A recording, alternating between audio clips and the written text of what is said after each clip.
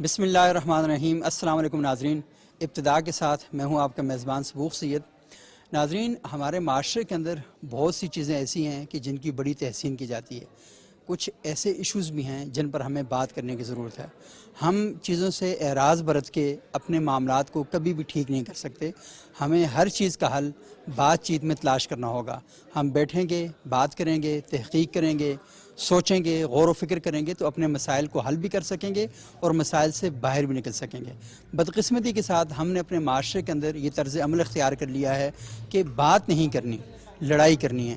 بات جب بھی کرنی ہے بغیر تحقیق کے کرنی ہے، افواہوں پر یقین کرنا ہے، سازشی بیانیے اور مفروضے بنانے ہیں اور انہی کو لے کر آگے چلنا ہے۔ تو آج ہم اسٹوڈیو سے باہر نکلے ہیں اور ہم نے کہا کہ کچھ ایسے لوگوں سے بات کی جائے جنہوں نے معاشرے کے اندر ایک بڑا شاندار کردار ادا کیا۔ شاعر اور ادیب ہمارے معاشرے کے اندر بہت ہی شاندار کردار ادا کر رہے ہیں۔ امن کے قیام کے لیے، معاشرے میں مختلف لوگوں کے احساسات اور جذبات ان کی ترجمانی کے لیے ان کا کردار انتہائی اہمیت کا حامل ہے۔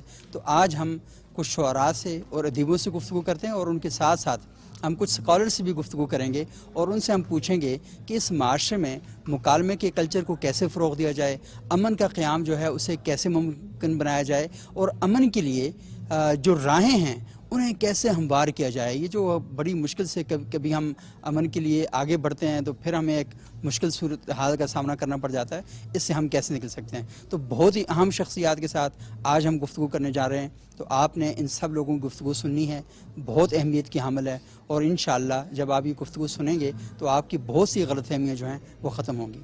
تو ناظرین، آج کا یہ جو پیس فیسٹیول ہو رہا ہے اس کی جو مرکزی آرگنائزر ہیں ڈاکٹر فضہ بطول ہیں، ان سے ہم پوچھیں گے کہ یہ جو ایونٹ ہے اس کے کرنے کے بنیادی مقاصد کیا ہیں، اہداف کیا ہیں، اور بہت سی ایونٹ آرگنائز کیے ہیں انہوں نے، تو پوچھتے ہیں کہ وہ جو بیسک تھیم ہے وہ کیا ہے۔ السلام علیکم ڈاکٹر فضہ۔ وعلیکم کیسی ہیں السلام۔ آپ؟ میں بہت اچھا ڈاکٹر فضہ، بتائیے گا کہ یہ جو پیس فیسٹیول ہے بیسک آئیڈیا کیا ہے، اور یہ جو آپ ایونٹ آرگنائز کروا رہے ہیں یہ کیا کیا ایونٹ آج آپ کرنے جا رہے ہیں؟ بیسک آئیڈیا یہ تھا کہ ہم عموماً ریسرچ آرگنائزیشنز، کیونکہ ہم ایک ریسرچ آرگنائزیشن ہے پاک انسٹیٹیوٹ آف پیس اسٹڈیز، ہم جب کام کر رہے ہوتے ہیں تو ہم لیجسلیٹرز کے ساتھ بھی ڈیل کرتے ہیں، جوڈیشری کے ساتھ بھی بات کر رہے ہوتے ہیں، ہم میڈیا سے بھی کنیکٹڈ ہوتے ہیں، سول سوسائٹی آرگنائزیشنز کے پاس بھی جاتے ہیں، ہم خود بھی ایک ریسرچ ادارہ سول سوسائٹی آرگنائزیشن ہی ہوتا ہے، لیکن جو پبلک ہے نا اس کی رائے نہیں آتی۔ ایک دوسرا فیکٹر ہم نے یہ نوٹس کیا کہ جب بھی ہم اس خطے میں کسی بھی موضوع پہ بات کرتے ہیں تو ہم کلچر کے ایلیمنٹ کو اکثر بھول جاتے ہیں۔ ہم کتابی گفتگو کرتے ہیں لیکن جو پار کلچر کی ہے جس کی وجہ سے یہاں امن تھا اس خطے میں، اس کو ہم عموماً اگنور کر دیتے ہیں، اور اس کو اگنور کرنے سے پبلک کو بھی اور کلچر کو بھی اگنور کرنے سے ہوتا یہ ہے کہ وہ اوپر کی سطح پہ تو وہ کام دکھ بھی رہا ہوتا ہے اور بظاہر بڑی اچھی تقریبات بھی ہو جاتی ہیں، لیکن اس کی اونرشپ نہیں آتی، تو وہ لاء بھی بن جاتے ہیں لیکن اس کی امپلیمنٹیشن نہیں ہوتی۔ امپلیمنٹیشن کے لیے ضروری ہے کہ تبدیلی جو ہے وہ اوپر اور نیچے میں اکثر یہ بحث ہوتی ہے کہ نیچے سے تبدیلی ہوتی ہے یا اوپر سے ہوتی ہے، یہ دونوں جانب سے ہوتی ہے، یہ پیرل سسٹم ہوتا ہے، تو اگر دونوں جانب پہ آپ ٹارگٹ کریں گے تب تبدیلیاں آتی ہیں۔ تو یہی مقصد تھا، اور اسی مقصد کو مد نظر رکھ کے ہم نے 3-4 ایسے چیزیں سوچیں جن کی وجہ سے ہمیں لگتا ہے کہ اس خطے میں امن قائم رہا ہے ہماری ہسٹری میں۔ آرٹ، ہمارے اس خطے نے بڑے بہترین آرٹسٹ تخلیق کیے ہیں، تو وہ سارا آرٹ ورک ہیومینٹی کے گرد گھومتا ہے، اس میں کوئی آرٹسٹ وائلنس کی بات نہیں کرتا۔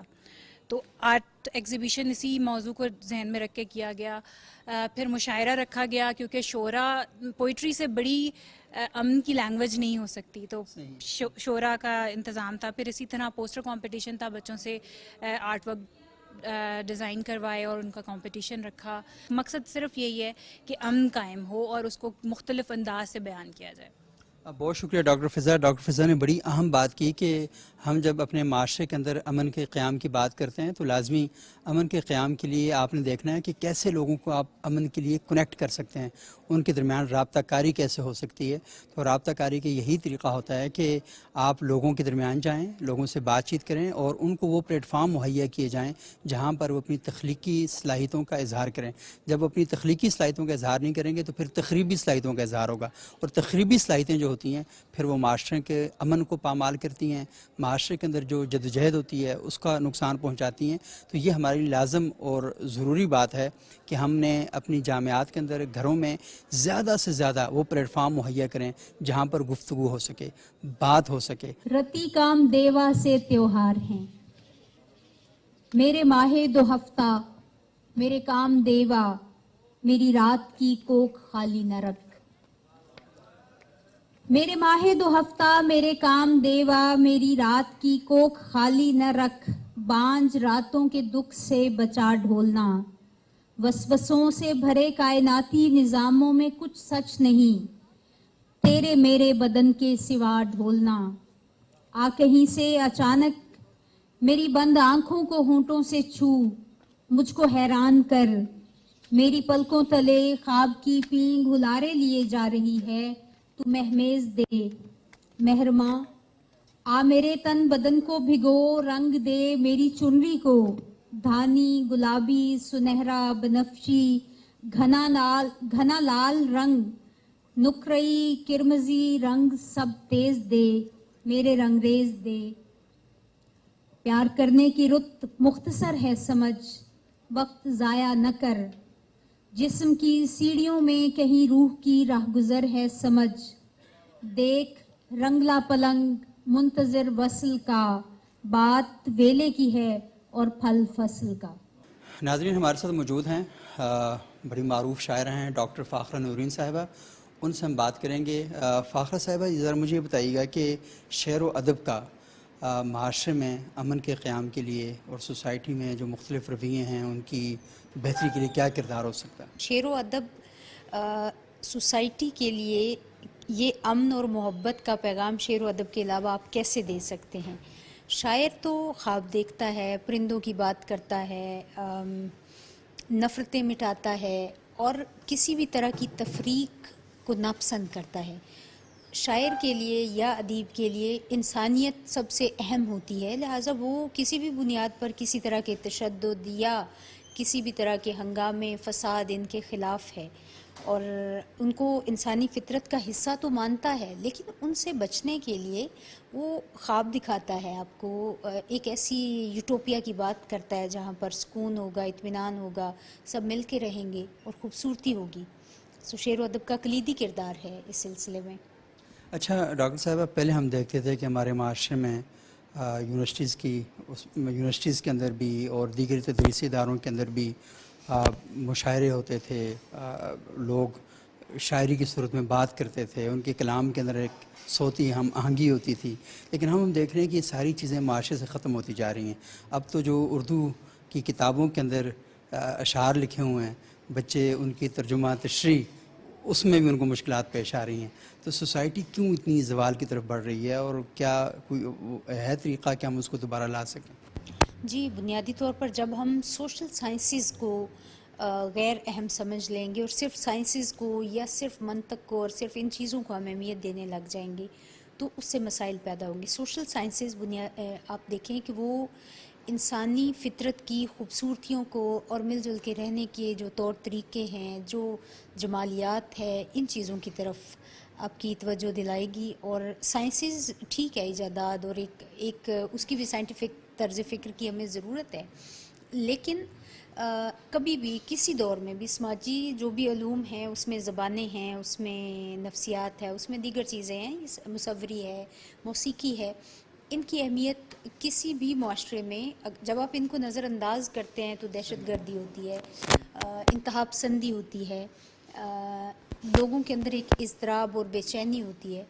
تو یہ ضروری ہے کہ ہم طلباء کو، اپنے جتنے بھی ہمارے جو بھی اسٹوڈنٹس ہیں، ہم اپنے اداروں کو ایسی کلچرل اور کو کریکولر ایکٹیویٹیز کی طرف لائیں. اپنے درست کا یہ شخصیت بنانے کے لیے ہم ہر ادارے میں اس کا حصہ ہوا کرتے تھے، جو اب نہ جانے کیوں ہم نے ان کو پیچھے چھوڑ دیا اور صرف ہم ایک ڈیجٹ گیم کے اندر ہیں کہ کتنے مارکس اور کتنی پرسنٹیج. حالانکہ اوور آل آپ دیکھیں تو یہ اب ای کیو کا دور ہے، آئی کیو سے زیادہ. ای کیو کے لیے ضروری ہے کہ آپ سوشل سائنسز اور دیگر ایسی ایکٹیویٹیز کو لوگوں کی زندگی میں رواج دیں تاکہ مثبت جذبات ان کے اندر پیدا ہوں اور وہ معاشرے کے اچھے اور پرامن شہری بن سکے.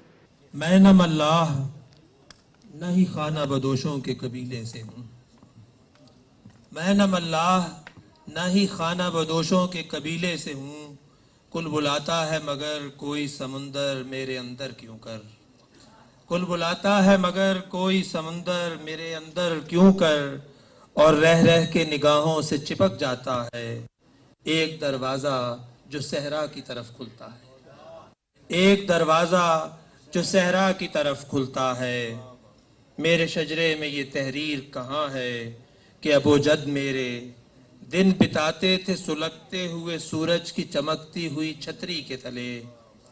मेरे शजरे में ये तहरीर कहाँ है कि अबोजद मेरे दिन बिताते थे सुलगते हुए सूरज की चमकती हुई छतरी के तले।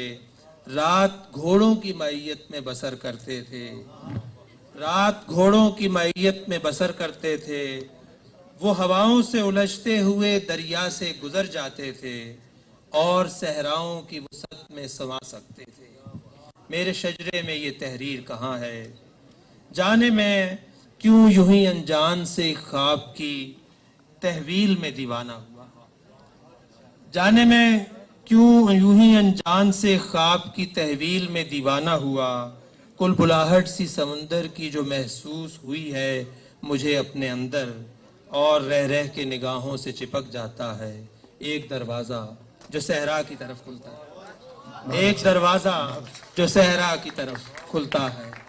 नाज़रीन, माशरे में एक रवादार माशरे के क़याम के लिए जहाँ दीगर बहुत से इजहार जो हैं वो हमारे सामने आते हैं, वहीं पर शायरी का भी एक बहुत बड़ा मकाम है। इस वक्त हमारे साथ पाकिस्तान के सफ़े अव्वल के शुअरा में से हसन रज़ा साहब हैं, वो यहाँ पर मौजूद हैं। उनसे हम थोड़ा सा जानेंगे कि शायरों और अदीबों का एक पीसफुल बिल्डिंग के हवाले से क्या रोल है और एक रवादार माशरे के क़याम के हवाले से शायर और अदीब माशरे की क्या खिदमत कर रहे हैं। बहुत शुक्रिया सर।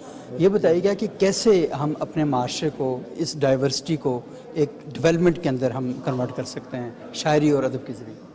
मैं समझता हूँ कि सकाफ़त के जितने भी रंग हैं उसमें मुसव्वरी, शायरी, एक्टिंग, म्यूज़िक, डांस, ये सारे शोबे जो हैं ये हमारी सकाफ़त का एक बहुत बुनियादी हिस्सा है। तो सकाफ़त वही है जो आपकी ज़मीन से फूटती है और आसमान से उसकी डायलॉग होता है उसका। ज़मीन और आसमान का रिश्ता इसी तरह बनता है जब ज़मीनी जो हमारे हक़ाइक़ हैं या ज़मीनी जो तजर्बे हैं वो आसमान के रहमतों से जब मिलते हैं तो सकाफ़त जन्म लेती है। तो मैं समझता हूँ कि पाकिस्तानी सकाफ़त में जिस तरह शायरी, अफसाना, दीगर और इसी तरह मुसव्वरी और रक़्स और गायकी वो बुनियादी रुकन है इसके हमारी सकाफ़त के। तो मैं समझता हूँ कि जब तक आप ज़मीन से जुड़े हुए हैं, अपनी सकाफ़त से जुड़े हुए हैं, अपने वतन की मोहब्बत आपकी रगों में दौड़ रही होती है। तो इसी तरह उसका जो वो मुतरशे होती है मुसव्वर की पेंटिंग में, शायर की शायरी में और जो एक्टिंग है, ड्रामा है, उनके ड्रामों में। तो इसी तरह ये सारे जितने फ़नून लतीफ़ा हैं ये सारे सकाफ़त का बुनियादी रुकन है। तो इनके बुनियादी अरकान को जब तक आप इकट्ठा नहीं करेंगे, आप अपनी जो वतन से मोहब्बत है, मसलन पाकिस्तानी सकाफ़त के जितने ये बुनियादी अरकान हैं इनको यकजा किया जाए तो मैं समझता हूँ इस दायरे का ख़ास तौर पे PNCA ने इन तमाम जो असनाफ़ हैं इनको इकट्ठा किया हुआ है। तो इसी तरह बाकी जो तमाम हमारे चैनल्स हैं वो सकाफ़त के लिए जितनी खिदमात अंजाम दे रहे हैं वो काबिल तहसीन है। और मैं समझता हूँ कि सकाफ़त की तरक्की के लिए अदीबों, शायरों और मुसव्विरों और तमाम फ़नकारों का यकजा होना बहुत ज़रूरी है। हम शायर होते हैं, हम पैदा करते हैं, हम गीली मट्टी को मुट्ठी में भेंचा करते हैं तो शक्लें बनती हैं। हम उनकी चोंचें खोल के सांसें फूंका करते हैं, जो मट्टी थे वो छू लेने से तायर होते हैं। हम शायर होते हैं। कनान में रहते हैं, जब जलवा करते हैं तो शशदर अंगुश्तों को पोरें निश्तर देती हैं। फिर खून टपकता है जो सर्द नहीं होता, एक सहमा सा सक्का होता है, दर्द नहीं होता। और यूनान के डाकू हैं, हम देवताओं के महल में नकब लगाया करते हैं। हम आसमान का नीला शह दरवाजा तोड़ते हैं, हम आग चुराते हैं, तो इस दुनिया की यख चोटी से बर्फ पिघलती है। वाह वाह वाह वाह। फिर जमे हुए सीने हिलते हैं, सांस हुमकती है, और शरियानों के मुंह खुलते हैं, खून धड़कता है। जीवन रामायण में जब रावण इस्तबदादी कारोबार चलाता है, हम सीता लिखते हैं। जब रथ के पहिए जिस्मों के खाशाक कुचलते हैं, तो गीता लिखते हैं। और जब होंठों के सहमे कपड़ों पर बखिया होता है, हम बोला करते हैं। और जब मंडी से एक एक तराजू गायब होता है, तो जीवन को मीजान पे रखकर तोला करते हैं।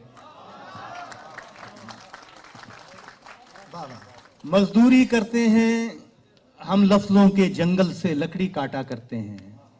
हम अर्रकशी के माहिर हैं, अंबार लगाते हैं, फिर रंदा फेरते हैं, फिर बर्मा देते हैं, फिर बिद मिलाते हैं, फिर चूल बिठाते हैं। और हम थोड़े थोड़े हैं, इस भरी भराई दुनिया में हम कम कम होते हैं। जब शहर में जंगल दर आए और उसका चलन जंगलाए, तो हम गार से आते हैं। और जब जंगल शहर की जद में हो और उसका सुकून शहराए, तो बरगद से निकलते हैं। हम थोड़े थोड़े हैं, हम कम कम होते हैं। बहुत शुक्रिया। नाज़रीन, इस वक्त सज्जाद अज़हर साहब हमारे साथ मौजूद हैं। सज्जाद अज़हर साहब के कई हवाले हैं, वो एक जर्नलिस्ट हैं, रिसर्चर हैं। इसके साथ साथ हम देखते हैं कि वो कॉलम निगार भी हैं, और सबसे बड़ी बात यह है कि वो शायर भी हैं। और उनकी जो शायरी है बहुत अरसे तक हमसे छुपी रही, लेकिन जब उनकी किताब सामने आई, लंडी कोतल की लालटेन, इसके अंदर उन्होंने अपने एहसासात का और जज्बात का जिस खूबसूरत तरीके से इजहार किया है, वो कम ही हमें मिलता है। ये किताब उस दौर के अंदर लिखी गई है जब पाकिस्तानी माशरे के अंदर, पाकिस्तान के लोगों के अंदर एक्सट्रीमिज़म, इंतहा पसंदी और अपनी सकाफ़त से बिल्कुल कटा हुआ एक माशरा था, वो हमारे सामने था। तो सज्जाद अज़हर साहब ने अपनी किताब के अंदर वो चिराग जलाने की कोशिश की है, उस शमा को रोशन करने की कोशिश की है कि जिससे हमारा माशरा बेहतर और खैर की तरफ जा सकता है। तो सज्जाद साहब, बहुत शुक्रिया आपका। आपकी किताब की कुछ नज़में मैं सारी तो नहीं पढ़ सका, लेकिन जो नज़में मैंने पढ़ी हैं, वाकई उनके अंदर एक जो दर्द दिल है वो हम इसमें देख सकते हैं। तो ये बताइएगा कि हम अपने माशरे को किस तरीके से एक बेहतर माशरा बना सकते हैं, खुसूसन अमन के बाब में शायरों का, अदीबों का क्या रोल होना चाहिए? सही सबूत से ये सब बहुत शुक्रिया आपका। देखें, ये जो आर्ट है, कल्चर है, पोइट्री है, ये असल के अंदर वो टूल्स हैं जिसके अंदर आप किसी भी सोसाइटी को जज करना हो कि वो सोसाइटी कितनी पुरअमन है, वो कितनी खुशहाल है, उसके अंदर रवादारी कितनी है, उसके अंदर बर्दाश्त कितनी है। तो हमें ये पता चलता है कि सोसाइटी के अंदर आर्ट ज़्यादा होगा, उसके अंदर पोइट्री ज़्यादा होगी, लिटरेचर होगा, फ़न होगा। ये सारी एक्टिविटीज़ जो है ना, उस सोसाइटी को एक बहुत यानी हेल्थी सोसाइटी बनाते हैं। लेकिन बदकिस्मती ये है हमारे माशरे के अंदर कि हमारे माशरे के अंदर इन चीज़ों को, इसकी अहमियत को निगलेक्ट किया गया है, जिसकी वजह से यहाँ पे इंतहा पसंदाना जो रवैये हैं वो बहुत ज़्यादा परवान चढ़े हैं। तो आज भी मैं ये समझता हूँ कि अगर हमें इंतहा पसंदी के मुकाबले में कुछ बयानियाँ हैं, तो वो कल्चर से उठाया जा सकता है, वो आर्ट से उठाया जा सकता है, वो शायरी से उठाया जा सकता है। आप देखें कि जिस खित्ते के अंदर हम रहते हैं, उसकी शायराना रवायतें कितनी ज़्यादा मजबूत हैं। उस सूफ़ी शुरा हैं हमारे पास, जितने बड़े सूफ़ी शुरा हैं उनको एक्सप्लोर नहीं किया गया। पिछले 1000 साल में जितना बड़ा विरसा हमारे पास सूफ़ी शुरा का मौजूद है, उसको एक्सप्लोर किया जाए तो हम इस सोसाइटी के अंदर बेहतर रवैये को फ़रोग़ दे सकते हैं। अच्छा सज्जाद साहब, आपकी ये किताब मेरे सामने है। मैं चाहूँगा कि आप कोई इस किताब में से अपनी मुंतखब नज़म जो आपको सबसे ज़्यादा पसंद हो और इस रवायत के साथ जुड़ी हुई हो, वो ज़रा सुनाएं अगर हमें। हाथों में कागज़ की डिग्रियां थामे, हमने कितने ही दफ्तरों के पत्ते अजबर कर लिए, मगर नौकरी नहीं मिली। लंडी कोतल की लालटेनों की रोशनी में पढ़ते पढ़ते हमारी बिनाई तो सलामत रह गई, मगर सूंघने की हिस्स को लालटेनों में जलने वाले तेल ने मुतासर किया। جس سے ہماری سوچنے کی حس کم اور سونگنے کی تیز ہو گئی۔ اس زمانے میں لنڈی کوتل سے آگے زمینیں آگ اگل رہی تھیں۔ لنڈی کوتل میں بھی اب جرمنی کی لالٹینوں کی جگہ امریکی بندوقوں کی دکانیں کھل گئی تھیں، جنہیں چلانے کی ڈگریاں مدرسوں سے ملتی تھیں۔ نوکری کے لیے ہماری ڈگری تو کام نہیں آئی، البتہ آگ سونے کی صلاحیت ہمیں اخباروں میں لے گئی، جہاں باقی زندگی ہم نے آگ اگلتی سرخیاں نکالنے میں گزار دی۔ بہت زبردست، اور یہ صورتحال کی اتنی عکاسی کرتی ہوئی نظم ہے، اور آپ نے بہت ہی زبردست لکھا کہ ہم جس معاشرے کے اندر رہے، جس ماحول کے اندر ہم رہے، اس میں جو تعلیم کی ڈگریاں ہیں ان کی ویلیو کم ہو گئی، بلکہ بندوقوں کی اور کلاشنکوف کی جو گھن گرج ہے وہ زیادہ ہمیں سنائی دینے لگی۔ لیکن یہ اللہ کا شکر ہے کہ ہمارے معاشرے میں امن کی قدر و قیمت کا جو احساس ہے وہ اس نقصان کے بعد اب بہت زیادہ بڑھ چکا ہے۔ ہمارے شاعر، ہمارے ادیب، ہمارے خطیب، وہ سارے اس کی اہمیت کو اب سمجھنا شروع ہو گئے ہیں۔ لیکن یہ اس وقت چیز اپنا اثر دکھائے گی جب یہ معاشرے کے اندر ایک مضبوط اور منظم قدر کے سانچے میں ڈلے گی۔ اتنی سی اپنی خواب کہانی ہے اور بس، اتنی سی اپنی خواب کہانی ہے اور بس، اس کو ادھر نگاہ اٹھانی ہے اور بس، کرنی ہے۔ تھوڑا سا لیٹ سمجھ آیا ہے۔ اتنی سی اپنی خواب کہانی ہے اور بس، اس نے ادھر نگاہ اٹھانی ہے اور بس، کرنی ہے اس سے ایک ملاقات آخری، جو رہ گئی ہے بات بتانی ہے اور بس، کرنی ہے اس سے ایک ملاقات آخری، جو رہ گئی ہے بات بتانی ہے اور بس، برہم ہوئی ہوا تو بچے گا نہ کسرے شاہ، برہم ہوئی ہوا تو بچے گا نہ کسرے شاہ، اس کو تو ایک اینٹ ہلانی ہے اور بس، اور مدت سے ایک جگہ پہ ہے قصہ رکا ہوا، مدت سے ایک جگہ پہ ہے قصہ رکا ہوا، ایک بے جواز طول بیانی ہے اور بس، اتنی سی اپنی خواب کہانی ہے اور بس، اتنی سی اپنی خواب کہانی ہے اور بس، اس نے ادھر نگاہ اٹھانی ہے اور بہت شکریہ۔ اللہ تعالیٰ قرآن حکیم میں ارشاد فرماتے ہیں کہ علمہ البیان، ہم نے انسان کو پیدا کیا، اس کو بولنا سکھایا، اور بولنا کیا ہے؟ بات کرنی ہے، اور بات جب بھی کرنی ہے غور و فکر کر کے کرنی ہے، تحقیق کے ساتھ کرنی ہے۔ یہاں پر ناظرین ہم ایک چھوٹا سا وقفہ لیں گے، وقفے کے بعد دوبارہ آپ کی خدمت میں حاضر ہوتے ہیں تو سلسلہ کلام کو مزید آگے بڑھائیں گے۔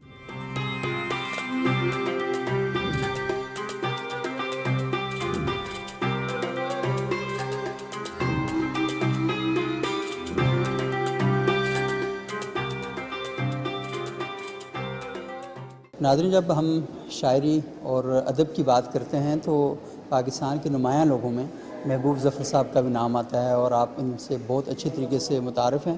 محبوب صاحب، میں آپ سے یہ جاننا چاہوں گا کہ ہم اپنے معاشرے کے اندر دیکھتے ہیں کہ جب ہماری ثقافتی سرگرمیاں محدود ہوئیں اور ہم نے دیکھا کہ شاعری اور یہ جو فنون لطیفہ کی جتنی بھی چیزیں ہیں، ہم نے جب ان کو کم کیا تو ایک خلا پیدا ہوا، اس خلا کو انتہا پسندی اور دہشت گردی نے آ کر فل کیا۔ لیکن اب ہم دیکھ رہے ہیں کہ سوسائٹی واپس اپنے اصل قدموں کی طرف واپس آ رہی ہے اور اصل جگہ پر واپس آ رہی ہے۔ تو شاعروں اور ادیبوں کا معاشرے میں امن کے قیام کے لیے کیا رول ہو سکتا ہے؟ بہت شکریہ آپ کا۔ سب سے پہلے تو میں Pakistan institute of peace study کو بہت مبارکباد دیتا ہوں کہ انہوں نے اس خرابے میں، جہاں پہ ہمیں بہت ضرورت ہے امن کی اور محبت کی اور پیس کی، وہ اس پلیٹ فارم پر انہوں نے اس طرح کا اہتمام کیا ہے۔ اور پاکستان ٹیلی ویژن ہمیشہ سے جو ہے ان سرگرمیوں کو بہت اہم اور بڑے احسن طریقے سے روشناس بھی کراتا ہے، اور اس उसके लिए बहुत कंट्रीब्यूट भी करता है। तो ये दोनों इदारे हमारे लिए बहुत काबिल मुबारकबाद हैं। आप खुद समझ सकते हैं कि फ़नून लतीफ़ा जो है, शायरी जो है, वो हमारे लिए किस कदर अहमियत की हामिल है, और हमें इस कल्चर को जो मुआशरे में एक बदअमनी फैलाए हुए है एक तरह से, उसमें सिर्फ किताब से अगर हम जुड़े हुए होंगे, लफ्ज़ से जुड़े हुए होंगे, शेर से जुड़े हुए होंगे और फ़नून लतीफ़ा से जुड़े हुए होंगे, तो मैं पूरी तरह से समझता हूँ कि हमारा जो तमाम मसाइल हैं उनका इसमें हल है। ये बड़ी अहम बात है। और वाक़अतन आपने सही कहा कि शेर जो है, ये शायरी जो है या किताब जो है, वो इन तमाम मसाइल को ख़त्म करने में नहायत मौसर साबित हो सकती है। इस वक्त जब मुल्क एक और तरह के हालात से गुज़र रहा है, इस तरह के इनिशिएटिव की बहुत ज़रूरत थी, और सब तरफ से इन्होंने साहिबान इल्म फ़न को जमा किया है, साहिबान ख़बर को जमा किया है, और एक्टिविस्ट को जमा किया है। और हमने अभी सुना रास्ते में कि इन्होंने जो इनका पीस अवार्ड होता है उसका भी ऐलान किया। और हमारी एक बहन जो बहुत काम कर रही हैं बलूचिस्तान में, उनको ग़ालिबन ये अवार्ड तफवीज़ किया गया। उन्हें भी बहुत मुबारक हुई, बहुत अच्छा काम है। आपने हमारे यहाँ उर्दू के शायरों और अदीबों को जमा किया। आप इस सियाल साहब के ज़िम्मे आपने ये काम सुपुर्द किया था, और उन्होंने जो कुछ उनसे बन पड़ता था वो सब उन्होंने ला के जमा पूंजी यहाँ रख दी है। तो सारे हमारे अच्छे लिखने वाले शहर के यहाँ जमा हैं, और आपने उनकी नज़में और गज़लें सुनी। और मेरे लिए भी बहुत इज़्ज़त की बात है कि बाद हमारे बुज़ुर्ग यहाँ तशरीफ़ फरमा हैं। और यानी हमारे दोस्त, खैर अब मैं जिक्र नहीं करता, मैं शेर सुनाता हूँ आपको कुछ ऐसे। तेरी शोरीदा मिजाजी के सबब तेरे नहीं, तेरी शोरीदा मिजाजी के सबब तेरे नहीं, ऐ मेरे शहर तेरे लोग भी अब तेरे नहीं। तेरी शोरीदा मिजाजी के सबब तेरे नहीं, ऐ मेरे शहर तेरे लोग भी अब तेरे नहीं। मैंने एक और भी महफिल में इन्हें देखा है, मैंने एक और भी महफिल में इन्हें देखा है, ये जो तेरे नजर आते हैं ये सब तेरे नहीं। मैंने एक और भी महफिल में इन्हें देखा है, ये जो तेरे नजर आते हैं ये सब तेरे नहीं। ये बहर लहजा नई धुन पे थिरकते हुए लोग, ये बहर लहजा नई धुन पे थिरकते हुए लोग, किसको मालूम ये कब तेरे हैं कब तेरे नहीं। ये बहर लहजा नई धुन पे थिरकते हुए लोग, किसको मालूम ये कब तेरे हैं कब तेरे नहीं। काज़िम साहब, मैं आपसे थोड़ा सा ये जानना चाहूँगा कि किताब का जो किरदार है हमारे माशरे के अंदर, आप क्या समझते हैं कि अमन के क़याम के लिए किताब के साथ जुड़ना कितना ज़रूरी है? देखिए, किताब का किरदार हमारे माशरे ही में नहीं बल्कि दुनिया के हर समाज में, हर माशरे में बहुत बुनियादी है और बहुत मुस्बत है। दुनिया के उन माशरों में जहाँ लोग किताबों से जुड़े हुए हैं, अगर हम इस वक्त पूरी दुनिया में देखें तो वहाँ आपको ज़्यादा अमन नज़र आएगा, ज़्यादा खुशहाली नज़र आएगी, और एक दूसरे के साथ जो इंसानी रवैये हैं वो बहुत अलग तरह के नज़र आएंगे उन माशरों के मुकाबले में जहाँ लोग किताब से, इल्म से या मुताले से दूर हैं। सो अमन के लिए मुताला, इल्म, अदब से जुड़ना ये बहुत बुनियादी चीज़ें हैं। इसके बगैर मैं नहीं समझता कि दुनिया के में किसी भी ऐद में बिलुमूम और आज के ऐद में बिलखुसूस ये मुमकिन हो कि हम किताबों से, इल्म से, मुताले से दूर हों और हम लोगों के साथ अपने रवैये को दुरुस्त कर सकें। ये मुमकिन नहीं होगा। डॉक्टर खालिद मसूद साहब पाकिस्तान समेत आलमी दुनिया में उनका एक बहुत बड़ा इल्मी हवाले से नाम है, और हमारी खुशकिस्मती है हमारे साथ मौजूद हैं। इस्लामी नज़रियाती कौंसिल के साबिक चेयरमैन भी रहे और वफाकी शहरी अदालत के जज भी हैं। बहुत शुक्रिया डॉक्टर साहब। डॉक्टर साहब, मैं आपसे ये जानना चाहूँगा कि ये जो काउंटर नैरेटिव جسے کرنے کی ہم کوشش کرتے ہیں یا سوسائٹی میں امن قائم کرنے کے لیے جب بات کی جاتی ہے تو وہاں پر بہت سٹرونگ قسم کے دلائل جو ہیں جو دوسرا گروہ ہے اس کی طرف سے آتے ہیں. تو کیسے کیا جائے, کاؤنٹر کیسے کیا جائے؟ کیا ہمارے اہل علم جو ہیں وہ ان دلائل کے آگے بند باندھنے میں یا پل باندھنے میں ناکام ہو چکے ہیں؟ ان کو کیوں نہیں سمجھا سکتے وہ؟ یہ دو پہلو سے آ کے کنفیوز ہو گیا ہے. ایک تو جو فوری ہے وہ یہ کہ ہم ایک کلونیلزم کے دور سے گزرے ہیں جس میں باہر سے قوموں نے آ کے نہ صرف یہ کہ قبضہ کیا بلکہ ہماری تہذیب کو, ہماری عزت کو, ہماری شناخت کو ہر طرح سے ہمیں جو تکلیف دہ دور سے گزرے ہیں اس کی وجہ سے ہمیں انتقام کا ایک جذبہ, اور وہ انتقام کا جذبہ اسی وقت شروع ہو گیا تھا جب انگریزوں نے یہاں حکومت شروع کی. دوسرا جو پہلو ہے وہ ہے کہ مسلمانوں کی فکر میں یہ کیسے آیا کہ بغیر جنگ کے ہم گزارا نہیں کر سکتے. اس میں قرآن مجید کی جو تعلیمات ہیں, رسول اللہ کی جو سیرت ہے وہ کچھ اور بتاتی ہے, اور جو ہمارا بیانیہ ہے وہ کچھ اور ہے. اس کی وجہ یہ ہے کہ رسول اللہ کے فوراً بعد کا جو بنی امیہ کا دور ہے اس میں فتوحات شروع ہو گئیں.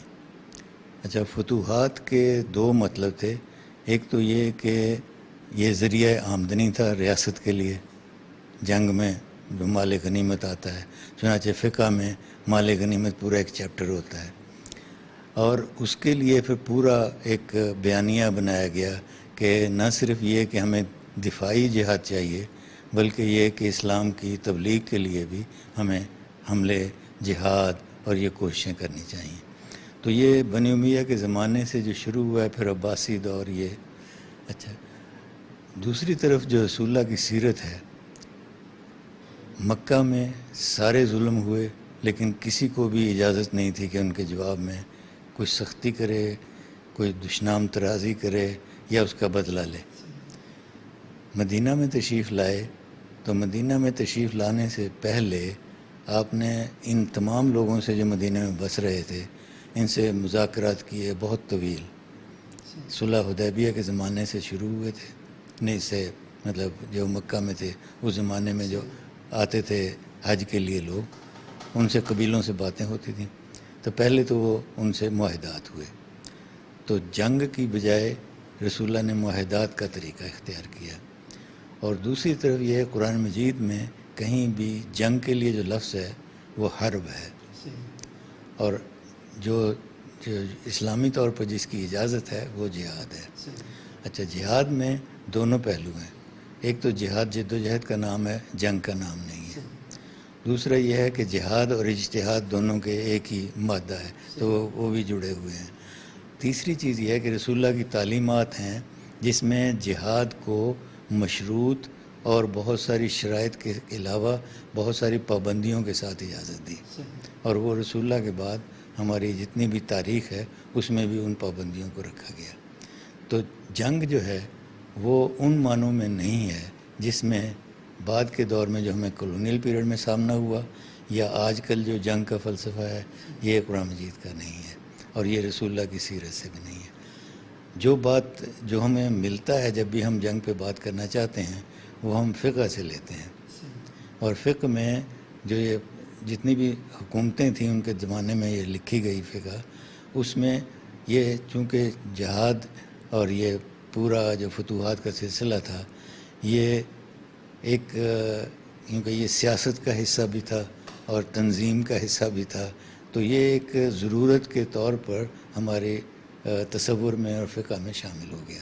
حتیٰ کہ بعض لوگوں نے اس پہ گفتگو بھی اس طرح کی کہ مثلا مالکی فقہ کی کتابوں میں کہ سال میں ایک دفعہ جہاد کے لیے خلیفہ کو بھیجنا چاہیے.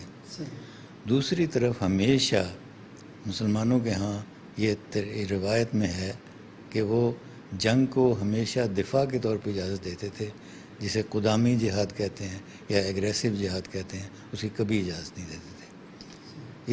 اسی کو بات کو آگے بڑھاتے ہوئے جب بارود کا استعمال شروع ہوا تو بارود کا استعمال بعض فقہا کے نزدیک, بعض لوگوں کے نزدیک وہ ایک طرح سے اس رسول اللہ کے احکام کی خلاف ورزی تھی جس میں کہ جنگ کو ایک محدود رکھا جائے اور جنگ میں ایسے ہتھیار نہ ہوں جس سے تباہی ہو. تو چنانچہ آلوسی کی جو شرح ہے اس میں اس نے جتنے بھی یہ بحثیں ہیں آیات ہیں اس میں بات کرتے ہوئے تیر تک تو اجازت دی ہے، لیکن جو بارود کا ہے اس کے خلاف اس نے فتویٰ دیا اور اس کے خلاف بات کی. جنگ میں بارود استعمال نہیں کر سکتے، یعنی بارود کے خلاف تھے، اس ایسی جنگ جس میں بارود کا استعمال ہو اس کے وہ خلاف تھے. اچھا، اب یہ ساری باتیں ہماری روایات میں موجود ہیں، ہم اس وقت کیوں نہیں اٹھاتے؟ اس کے دو ہیں، ایک تو ہمارا کولونیل پیریڈ ہے، ایک یہ ہے کہ جو جدید دور آیا ہے اس میں جنگوں کے ختم کرنے کے لیے جدید ریاست، قومی ریاست طے کی گئی، لیکن جنگیں ختم نہیں ہوئیں اور جنگ کے مختلف پہلو بدل گئے. اس میں معاشی جنگیں بھی آ گئی ہیں، دوسری جنگیں بھی آ گئیں، پھر تباہ کاری کے ہتھیار بنے اور کوئی قومی ریاست ایسی نہیں ہے جو ان ہتھیاروں کو استعمال نہ کرے اور ان کو خرید کے اپنے پاس نہ رکھے، لیکن وہ ایک انڈسٹری بن گئی اور ہمیں وہ سارا خریدنا پڑا. تو ہمارا جو بجٹ ہے وہ دفاع کے لیے ان چیزوں پہ نہ صرف خرچ ہوتا ہے بلکہ ہم ان کے مقروض ہوتے جاتے ہیں. تو اس لحاظ سے ہمارے ہاں بہت سارے علماء ہیں جو اس پہ نظر ثانی کر رہے ہیں. اچھا، جو ہم اس دور کے اندر، جس دور میں ہم رہ رہے ہیں، تو یہاں پر بہت زیادہ نوجوان ذہنوں کے اندر مذہب کے باب میں الجھنیں پائی جاتی ہیں. تو جب وہ ان الجھنوں کا کہیں ان کو اطمینان نہیں ہوتا تو یا وہ مذہب سے ہٹ کر کوئی اور راہ اختیار کر لیتے ہیں، یا پھر وہ مذہب کے اندر رہتے ہیں تو پھر انہیں وہی جو نیریٹو ہے وہ اختیار کرنا پڑتا ہے. تو کیا کرنا چاہیے ہمارے ممبر و محراب کو کہ وہ ان چیزوں کو نوجوانوں تک درست طریقے سے پہنچا سکیں؟ یہ ریاست کیا کرے؟ دیکھیے جی، جو جدید ریاست ہے اس کے لیے بہت سارا مواد موجود ہے، لیکن جو طرز عمل اس وقت ہے وہ جنگ کا طرز عمل ہے. اور دوسری چیز جو ہمیں یہ یاد رکھنی چاہیے کہ ہمارے ثقافت کا، ہمارے رہن سہن کا، ہماری سوچ میں جنگ شامل ہے. یعنی ہم یہ سمجھتے ہیں کہ لڑائی سے فیصلہ ہو جائے گا اور لڑائی ہی کرنی چاہیے، اور پھر یہ کہ انتقام ضرور لینا چاہیے. یہ ساری چیزیں موجود ہیں. حتیٰ کہ ہم جب بات بھی کر رہے ہوتے ہیں، گفتگو بھی، تو اس میں سارے جنگ کے استعارے استعمال کرتے ہیں اور جنگ کے استعارے پیس یعنی امن قائم کرنے کے لیے بھی ہم جنگ کے استعارے استعمال کرتے ہیں. اس کی وجہ کیا ہے کہ جنگ اور امن کو ہم نے ایک دوسرے کے متضاد سمجھ لیا ہے. حالانکہ جنگ متضاد نہیں ہے، بلکہ اصل مقصد جنگ کا بھی یہی ہوتا ہے کہ مذاکرات پہ آ جائیں اور امن قائم کیا جائے. اچھا، امن مقصود ہے اور جنگ کو ہم نے استثناء کے طور پر لیا ہے، لیکن جو ضرورت ہے وہ یہ ہے کہ جس طرح ہم نے جنگ کو متضاد امن کے طور پر سوچنا شروع کیا ہے، اس کو اس کے بالکل الٹ کیا جائے. اور اس کے پیچھے، بہت پیچھے تک جو بات جاتی ہے، فلسفی ہوں، کیا کہیں، نہیں، نفسیات کے ماہر ہوں، وہ سب یہ کہتے ہیں کہ انسان کی فطرت میں یہ جنگ ہے، لڑائی ہے، انتقام ہے. اب جو تحقیقات ہیں اس میں جو سوشل برین، جو نفسیات کے ماہرین ہیں، وہ یہ کہہ رہے ہیں کہ اگر انسان کی جبلی فطرت میں جنگ اور تشدد اور یہ مار دھاڑ ہوتی تو یہ کب کے ختم ہو گئے ہوتے. مارگریٹ تھیٹ جو میڈ ہے، جو انتھروپولوجسٹ، وہ کہتی ہے کہ پرانی ہمیں جو ایک لاش ملی ہے، جس کی لاش نہیں بلکہ ہڈیوں کا جو ڈھانچہ ملا ہے، اس میں ہڈیوں کے ڈھانچے میں چوٹ کا نشان ہے، اور یہ بہت پرانی چوٹ کا نشان ہے، جس سے معلوم ہوتا ہے کہ یہ بہت دیر تک یہ زخم رہا. تو اس سے ثابت ہوتا ہے کہ کوئی نہ کوئی لوگ ہوں گے جو اس کی تیمارداری بھی کر رہے ہوں گے. تو یہ کہنا کہ ہمیشہ ایک دوسرے کو مارتے ہی رہے ہیں، یہ دوسری طرف یہ بھی اتنا ہی مضبوط رویہ ہے کہ وہ ایک دوسرے کی مدد کرتے ہوں گے، ایک دوسرے مل جل کر رہنے دیتے بھی ہوں گے. تو یہ دونوں چیزیں ساتھ رہی ہیں، ساتھ ہونی چاہیے. لیکن چونکہ ہم پورے جنگ کے فلسفے میں صدیوں سے اسی انداز سے بات کر رہے ہیں، تو ہمارے مذہب میں بھی اسی کو لے لیا گیا، اور آج کی دور میں بھی ہمارا یعنی سب سے زیادہ ڈیفنس قوی ہونا چاہیے، اس پہ زور ہوتا ہے. تو ہم جب تک ان ساری چیزوں کو ریوزٹ نہیں کریں گے اور ہم اس سوچ کو جڑوں تک نہیں پہنچیں گے، اس وقت تک ہم اس سوچ کو بدل نہیں سکیں گے. ڈاکٹر صاحب آخری چھوٹا سا سوال، آپ نے کہا اس سوچ کو جب تک ہم ریوزٹ نہیں کریں گے، کوئی امکان آپ کو نظر آ رہا ہے پاکستان میں یا عالم اسلام میں کہ اس سوچ کو ریوزٹ کرنے کے لیے کوئی خواہش پائی جاتی ہو بڑے پیمانے پر؟ نہیں، دنیا میں تو ریوزٹ کر رہے ہیں، پاکستان میں بھی ریوزٹ ہو رہا ہے. وجہ اس کی یہ ہے کہ جب لوگوں نے دیکھا کہ جنگ کا ماحول اور جنگ کی سوچ کرنے سے پوری قوم میں ایک تشدد اور نفرت اور ایکسٹریمزم آ جاتا ہے، تو جتنے بھی ہمارے ان کا یہ کارکنان قضاء و قدر ہیں، جو بھی ادارے ہیں، وہ سب یہ سوچ رہے ہیں کہ ہمیں دفاع کی تو ضرورت ہے، لیکن ہر وقت جنگجو بنانا اور اس کے لیے ایکسٹریمزم کے لیے اس پہ اتفاق رائے ہے کہ اس کو ختم کرنا چاہیے. لیکن وہ بھی ہم جنگی بنیادوں پر ختم کرنا چاہتے ہیں.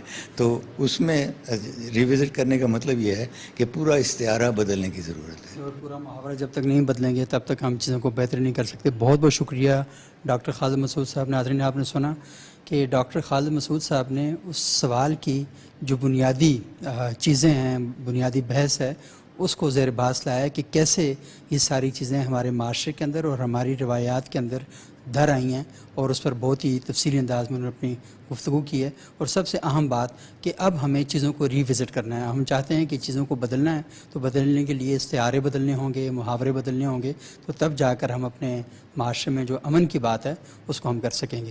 ناظرین، یہ آج کی ہماری گفتگو تھی اور لازم بڑی اہمیت کی حامل ہے. اور آپ سے درخواست یہ ہے کہ یہ جو گفتگو ہے اور یہ جو مباحث ہیں، یہ اس لیے آپ کے سامنے پیش کیے جاتے ہیں کہ وہ جو فکری اور نفسیاتی الجھنیں ہماری ہیں وہ ختم ہونی چاہیے، اور جن مقاصد اور اہداف کی طرف ہم بڑھنا چاہتے ہیں ان مقاصد اور اہداف کے لیے جو راستہ ہے وہ کلیئر ہونا چاہیے، وہ بالکل واضح ہونا چاہیے. وہ اسی وقت ہوگا کہ جب ہم اپنے معاشرے کے اندر، اسکول، کالج، ڈرائنگ روم کے اندر علمی اور فکری بحث مباحثہ جو ہے اسے ہم آگے بڑھائیں گے. اگلے پروگرام تک کے لیے اجازت دیجیے گا. بہت شکریہ.